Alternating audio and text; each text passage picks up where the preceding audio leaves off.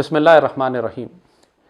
सन 2007 में जब मैंने पहली मर्तबा टेलीविज़न पर अपने दिफाई तज्ज़िये देने शुरू किए थे तो मेरे अव्वलीन प्रोग्रामों में से एक था कि grand strategic objectives of US foreign policy, यानी अमरीकी खारजा पॉलिसी के बुनियादी सुतून क्या हैं।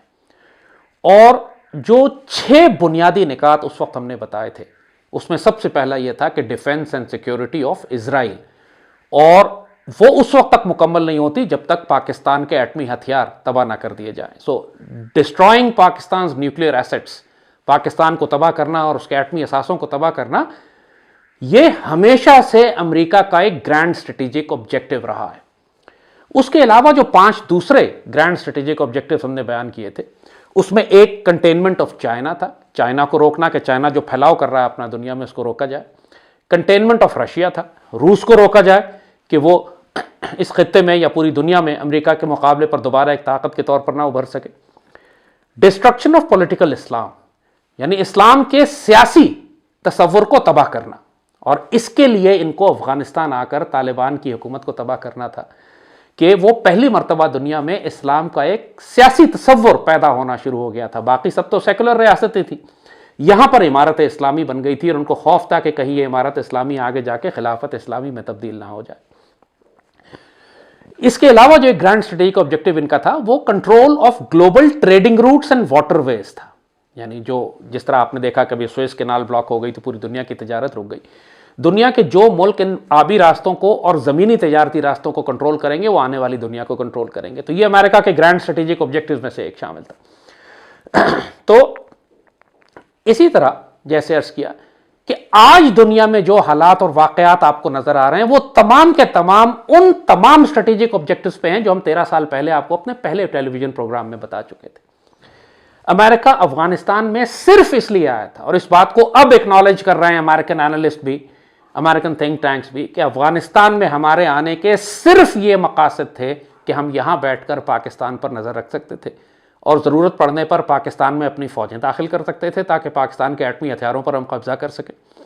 हम यहाँ इसलिए थे कि यहाँ से बैठकर हम चाइना के अंदर बगावतें बर्पा करवा सकते थे, उइगुर मुसलमानों को इस्तेमाल करें, सिंकियांग के अंदर दहशतगर्दी करें और चाइना पर नज़र रखें। हम चाइना के करीब आ गए, इतना करीब इसके अलावा चाइना से कहीं भी अमेरिकन नहीं थे। और तीसरा यह था कि चाइना जो अपने आगे सीपैक की किस्म के प्रोजेक्ट्स पूरी दुनिया में लॉन्च कर रहा है, ओबॉर 1 बेल्ट 1 रोड प्रोजेक्ट्स पूरी दुनिया में, उनको काटने और रोकने के लिए हम हार्ट ऑफ एशिया में आके बैठ जाएं।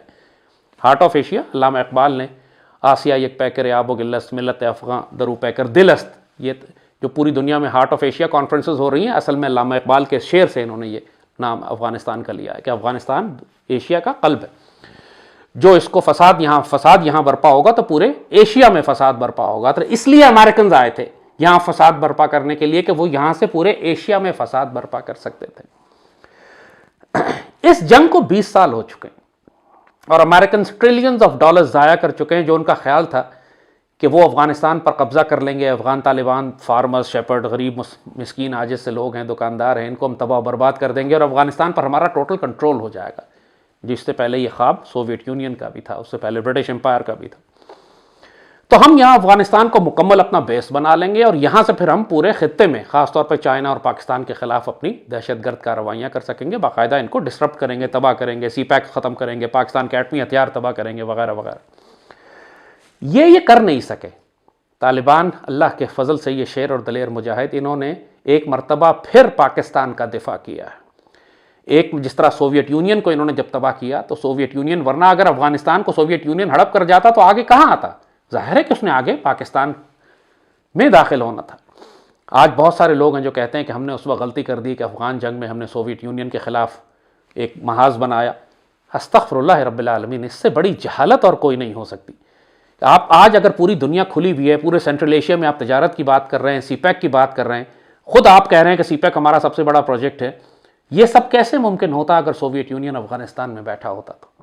अपनी सबसे बड़ी कामयाबी को ही जलील करते हैं ये कह कर के हमने अफगानिस्तान की जंग में शिरकत करके उस वक्त अफगान मुजाहिदीन की मदद करके अपने मुल्क को तबाह करवा लिया। वो हमारी सबसे बड़ी कामयाबी थी। हमने अपने मुल्क को बाद में तबाह इसलिए करवाया कि बाद में हमारी जनरल ज़िया को शहीद करके वो जमहूरियतें ले आए कि जिन्होंने पाकिस्तान का बेड़ा गर्क किया। अपनी गलतियों को उस काम की वजह से उस कामयाबी को जलील न करें जो अल्लाह ने आपके हाथों इतनी बड़ी उम्मत के नसीब में लिखी हुई थी। तो बहरहाल अमेरिकन 20 साल कोशिश करते रहे और अब अमेरिकन थक गए हैं, उनमें एक वॉर फटीग आ गई है। इससे बड़ी जंग उन्होंने अपनी तारीख में कभी नहीं लड़ी। 20 साल चली है जो जंग और अभी तक कहीं खत्म होने का नाम नहीं ले रही। तो अमेरिकन ने अफगान तालिबान के साथ मुज़ाकरात इस बात पर शुरू किए पहले तो कि जी हम आपके साथ, ठीक है आप भी रहिए हम भी रहते हैं, आप अपने इलाकों पर रहिए, हमें सिर्फ अफगानिस्तान में बेसिस रखने थे, मुख्तलिफ जगहों पर हम मिलिट्री बेसिस रख लेते हैं, मुल्क आपके पास है, ना हम आपको छेड़े ना आप हमें छेड़ें। अफगान तालिबान ने इस बात को तस्लीम करने से इनकार कर दिया। उन्होंने कहा जी अमेरिकन बेसिस तो नहीं होंगे यहाँ पे, आप हमें टाइम टेबल दें कि आप कब निकलेंगे यहाँ से।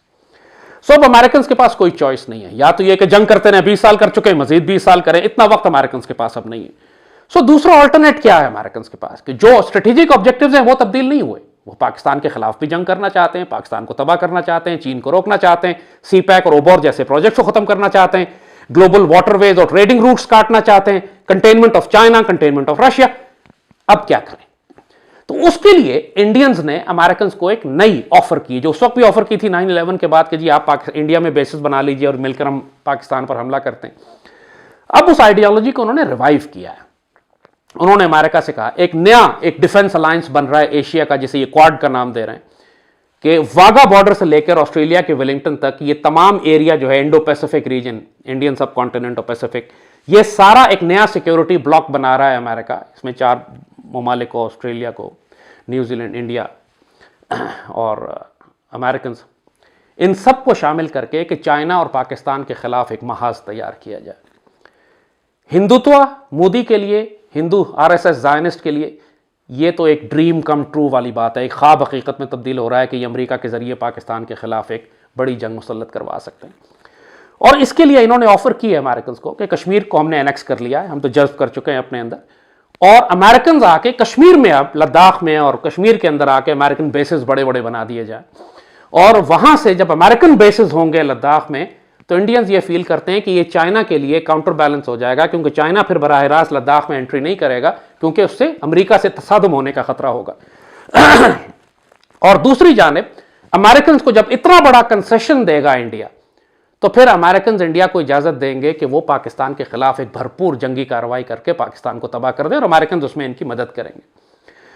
सो अब जो सिनेरियो बिल्ड हो रहा है, इसीलिए आप देखते हैं कि जब इमरान वजीर आजम बने और अमेरिका गए, उसके बाद फौरन बाद ही ये कार्रवाई डाल दी गई थी अमेरिकन की जानिब से कि पाकिस्तान को ये कंटेन करेंगे, रोकेंगे, प्रेशर डालेंगे पाकिस्तान के ऊपर कि जी आपने कोई कार्रवाई नहीं करनी, और इंडिया को गो अहेड दे दिया गया कि जाके कश्मीर को अपने अंदर जज्ब कर ले। उसी वक्त आपने देखा कि उसके फौरन बाद ही इन्होंने कश्मीर को एनेक्स कर लिया, आर्टिकल 370 को वायलेट करके। तमाम बायलैटरल ट्रीटीज, तमाम इंटरनेशनल यूएन ट्रीटी, सब कुछ खत्म हो गया, इन्होंने कश्मीर को जज्ब कर लिया। और अब 1.5-2 साल हो गए हैं कि वो कश्मीर की डेमोग्राफी चेंज कर रहे हैं, आबादी को तमाम मज़ाहमत को कत्ल कर रहे हैं, बुरी तरह दहशतगर्दी मचाई हुई है। कर्फ्यू आपने देखा कि तारीख का सबसे लंबा कर्फ्यू दुनिया में, तकरीबन 1 साल चला वो, इंटरनेट फैसिलिटीज़, कर्फ्यू, लॉकडाउन, 1 साल 90 लाख की आबादी को उन्होंने दबा के रखा कि ताकि कश्मीरी मज़ाहमत मुकम्मल तौर पर ख़त्म हो जाए। और जाहिर है कि जब इतनी बड़ी रियासती ताकत मुसल्ला होकर निहत्ते अवाम पर टूटती है तो अवाम के सामने मज़ाहमत करने का कोई मौका होता नहीं है। तो और साथ साथ ही क्योंकि एक जानिब चाइना के साथ प्रॉब्लम क्रिएट हो रही थी इंडिया की, एक तरफ अंदर से मज़ाहमत थी, एक तरफ पाकिस्तान लाइन ऑफ कंट्रोल पे उनके खिलाफ एक हमारा तसादुम चल रहा था, पूरी दुनिया की ताकतें पाकिस्तान के ऊपर ला के अमेरिकन, सऊदीज, यूएई, ये हमेशा यूएई और सऊदीज जो हैं बेसिकली इसराइल और अमेरिका और इंडिया के दलाल के तौर पर काम करते हैं। इनको आगे किया जाता है, अखी अखी करके ये पाकिस्तान के पास आते हैं, कुछ कर्जा देते हैं, उसके बाद कहते हैं आप उनकी गाड़ी चलाते हैं, उसके बाद ये आपसे शर्तें मनवाना शुरू करते हैं कि जी आप लाइन ऑफ कंट्रोल पे ऐसे कर दें, आप सीज़ फायर कर दें, आप इंडिया के खिलाफ कोई कार्रवाई ना करें, आप इंडिया की ओर फ्लाइट्स बंद ना करें, आप इंडिया से तिजारत खोलें। ये सारे अहकामात, जाहिर है कि जब मोहम्मद बिन सलमान फ़ोन करता है हमारे वज़ीर आज़म को तो वो 1 बिलियन ट्री और दरख्त लगाने और सुनामी की बात नहीं करता, वहाँ जियो पॉलिटिक्स की बात होती है, वहाँ ये बात होती। और जब आप मुश्किल होने उनके लिए करते हैं, आप कहते हैं मेरे लिए मुश्किल है, हम ये नहीं करेंगे, आपने देखा उसी वक्त आ जाते हैं कि हमारा कर्जा वापस कर दें आप, और आपके लिए क्राइसिस खड़ा हो जाता है। अभी आपने चीन से लेकर पैसे इनको वापस किए थे, ये प्रेशर टैक्टिक्स पर वो डालना शुरू कर देते हैं। सो इस वक्त स्टेटस ये है कि बैटल लाइंस दोबारा से ड्रॉ हो रही हैं, बल्कि हो चुकी हैं। इंडिया टोटली अमेरिकन कैंप में, और यह फैसला हो चुका है कि चाइना को कंटेन करने के लिए लद्दाख में और मकबूजा कश्मीर के इलाकों में अमेरिकन मिलिट्री बेसिस बनाए जाएंगे, जिसकी वजह से जाहिर है कि चाइना से उनका तसादुम होने का अंदेशा ज़रूर है, लेकिन एक कॉशन इंपोज हो जाएगा चाइना पे भी कि जिस तरह उन्होंने इंडिया को मारा था कि इस तरह वो अमेरिकन को नहीं मार सकते। जाहिर है न्यूक्लियर जंग शुरू हो जाएगी, और दोनों मुल्क अगर न्यूक्लियर जंग का रिस्क लेना चाहते हैं तभी ऐसा होगा। इंडिया को तो ठोक दिया उन्होंने, डंडों से आके मारा, पूरी इंडियन आर्मी को साफ कर दिया, कई 100 किलोमीटर के एरिया पे कब्जा कर लिया, मगर जाहिर है कि ये कार्रवाई अमेरिकन के साथ नहीं डाली जा सकती। लिहाजा अगर फ्रंट लाइन पे अमेरिकन बेसिस होंगे तो ये इंडिया के लिए बहुत बड़ी सिक्योरिटी बन जाएगी, प्रोटेक्शन होगी, और इंडिया फारिग हो जाएगा तसल्ली से पाकिस्तान के खिलाफ एक भरपूर जंगी कार्रवाई करने के लिए। इसीलिए जो बाइडन ने अफगान तालिबान से 6 माह मजीद मांगे हैं। उसने कहा हमें 6 माह का अरसा दीजिए, हम फैसला करते हैं, हम रखते हैं, उसके बाद हम अपने बेसिस निकालेंगे, क्योंकि ये वो टाइम है कि जो इनको चाहिए कश्मीर को तैयार करने के लिए, उन लॉजिस्टिक्स और सप्लाईज एंड बेसिस कंस्ट्रक्शन चीज़ें देखने के लिए कि किसी तरह हम अपने आप को अफगानिस्तान से निकालकर कश्मीर में ले जाएं, जो ज़्यादा सिक्योर एरिया है, जहां बकौल अमेरिकन कोई रेजिस्टेंस नहीं मिलेगी उनको उस तरह की जैसे अफगानिस्तान में मिल रही है। क्योंकि अफगान तालिबान तो उन पर रोज़ रॉकेट मारते हैं, रोज़ एम्बुश करते हैं, रोज़ उन पर अटैक करते हैं। कश्मीर में ऐसा कोई थ्रेट अमेरिकन को नहीं होगा कि लोकल पॉपुलेशन उनके ऊपर हमले करना शुरू कर दे। So that's a better base area for them. So इस वक्त पाकिस्तान के लिए एक बहुत बड़ा क्राइसिस खड़ा हो गया है। अमेरिकन शदीद प्रेशर है पाकिस्तान के ऊपर कि आप चाइनीज कैंप छोड़कर अमेरिकन कैंप में चले जाएं। इस वक्त पाकिस्तान के साथ इन्होंने वही कर दिया है जो 1988 में इन्होंने किया था कि जब अफगान जिहाद चल रहा था तो इनको हमारी जरूरत थी, ये हमें हर दफा लिख के भी देते थे कि पाकिस्तान एटमी हथियार नहीं बना रहा, फिर हमें F-16 भी दिए, मैंने इक्विपमेंट भी दिया, लेकिन जैसे ही अफगान जिहाद खत्म हुआ इन्होंने हमारे खिलाफ उस वक्त प्रेसलर अमेंडमेंट और पता नहीं क्या क्या अमेंडमेंट्स लगा दी कि जिसके तहत पाकिस्तान पर पाबंदियां लगा दी गई थी।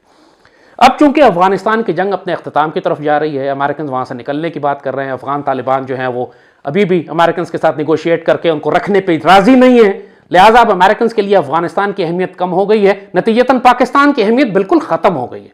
अब सिर्फ इतनी अहमियत रह गई है पाकिस्तान की को सिर्फ इंगेज करके रखना चाहते हैं, कोशिश कर रहे हैं, प्रेशर डाल रहे हैं कि पाकिस्तान चाइनीज कैंप से निकाल कर आप इसको अमेरिकन कैंप में दोबारा ले जाएं। So this is where we stand today.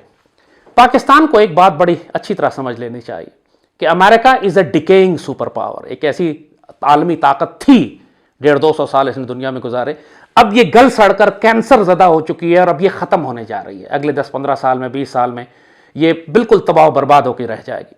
जो फ्यूचर है वो एशिया का है, आसिया या यानी हिमालय के चश्मे उबलनामा इकबाल का जो शेर था कि गरा ख्वाब चीनी संभलने लगे, हिमालय के चश्मे उबलने लगे, खोल आंख ज़मीं देख, फलक देख, फ़ज़ा देख, मशरक़ से उभरते हुए सूरज को ज़रा देख। अब तो राइज ऑफ द ईस्ट, मशरक़ की ताकतों के उठने का वक्त है। तो पाकिस्तान को अगर मिलिट्री अलायंसेस बनाने हैं तो लाजमन हमने अपना ईस्टर्न और इस्लामिक ब्लॉक के साथ, ईस्टर्न ब्लॉक हमारा रशिया और चाइना है, इस्लामिक ब्लॉक हमारा टर्की है। जहाँ तक सऊदी अरब और यूएई वगैरह का ताल्लुक है, ये अपॉर्चुनिस्ट हैं, हमें इस्तेमाल करते हैं, इनके साथ हमारा एक लव हेट रिलेशनशिप चलता है, लेकिन ये हमारे लिए कभी जान कुर्बान नहीं करेंगे, कभी स्टैंड नहीं लेंगे। और एज पर टुडेज जियोपॉलिटिक्स ये टोटली इसराइली कैंप में खड़े हुए हैं, लिहाजा इन पर एतबार भी नहीं किया जा सकता। सो इस वक्त गलती की गुंजाइश नहीं है। इंडिया एक खौफनाक कन्वेंशनल जंग की तैयारी कर रहा है।